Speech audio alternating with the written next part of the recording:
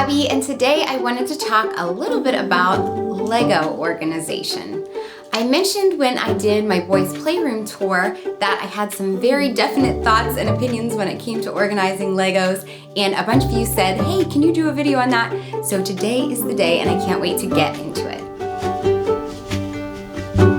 So I will definitely show you the Lego system that we are using currently, but I wanted to make sure I said right up front that Legos are one of those things where I feel like it's gonna be different for everybody.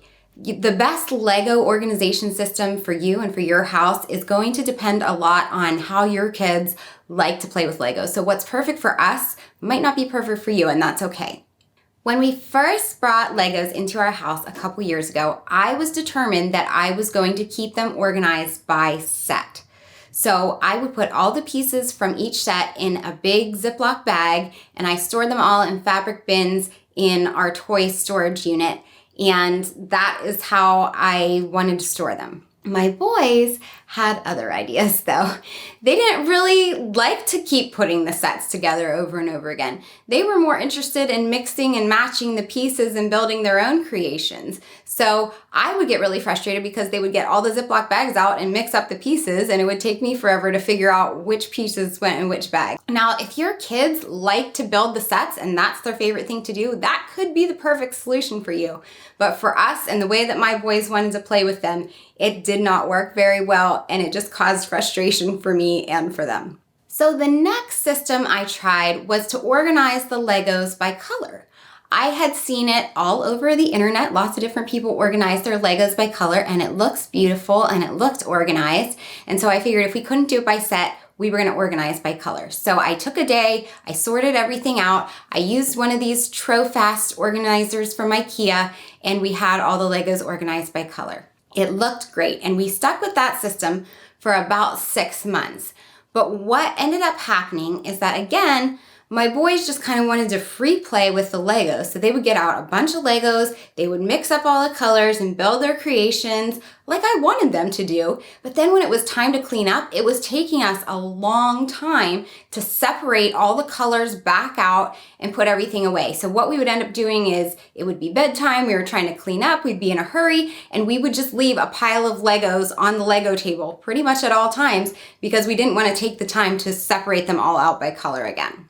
It was around that time that I read Marie Kondo's book, The Life-Changing Magic of Tidying Up. And one of the things she talked about in that book was making sure it was easy to put your items away. And when I read that, something clicked with me and our Lego system. It definitely wasn't easy to put away with the way that my boys wanted to play with their Legos when we had them organized by color. After we abandoned the color coding system, we pretty much moved to what we have now. And that is we have 2 Trofast units, and all of the Legos are just mixed together. And to my organizational self, that kind of made me cringe a little bit at first, but truly, that is what my boys wanted. They wanted it all together. They find random pieces, they put them together, they make their creations, and then it's really easy for them to put it away.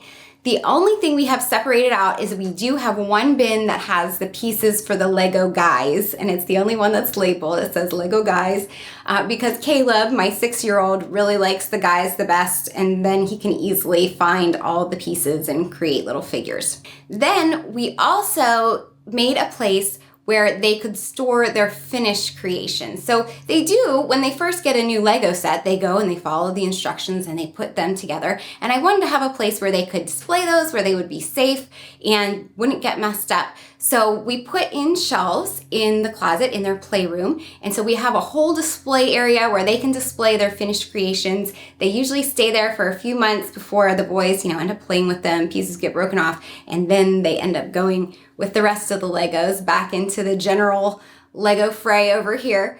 But that has been working really well for us because they can keep the completed sets for a while and look at them, and then they just get put back into our system. So the final piece to our Lego organization system is a way to store the booklets. I just have a little file box in the bottom of the closet. It holds all the booklets. I have them organized by type. So all the Star Wars Lego booklets are together, all the Lego City booklets, all the Ninjago booklets. And that way, if they are wanting to look for a certain booklet, it's really easy for them to go in there and find the one they want.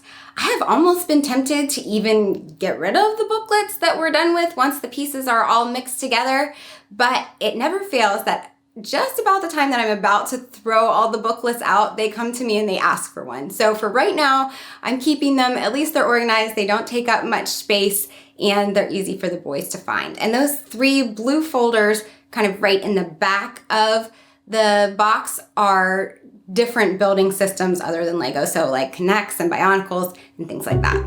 So those are my thoughts on Lego organization, and again, what works for us might not work for you. I'd love to hear what's working for your family when it comes to Lego organization, so be sure to let me know in the comments below.